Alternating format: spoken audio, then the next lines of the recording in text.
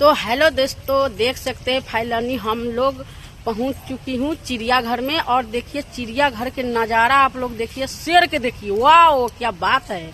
तो दीदी कैसा लग रहा है चिड़ियाघर में? अच्छा लग रहा है। अरे सीता दीदी आपको कैसा लग रहा है? आप लोग भी आ जाइए। भयंकर, वाह वाह क्या बात है। तो आप लोग का घूमने का लिए हम लोग का देखिए सभी सहेली आ चुके हैं। तो हम लोग घूमने जा रही हूँ और चिड़ियाघर पटना का हो देवर जी, सही बात बानू हो। तो आप लोग भी आ जाइएगा मेरे वीडियो के माध्यम से। तो देख सकते हैं हम लोग कहाँ पर पहुँच चुके हूँ और इधर भी देखिए, ठीक है। और बहुत सारा आप लोग का दिखाना है, तो चलिए हम दिखाती हूँ। बारिश का मौसम है ना, इसीलिए थोड़ा गीला हो गए हैं ना हम लोग। हम लोग बड़ी जोर से गीला हो गए। दीदी कथी कथी गीला होल बा हो? ओहो, थोड़ा बचा के रखिए हो, ज्यादा गीला ना करिए।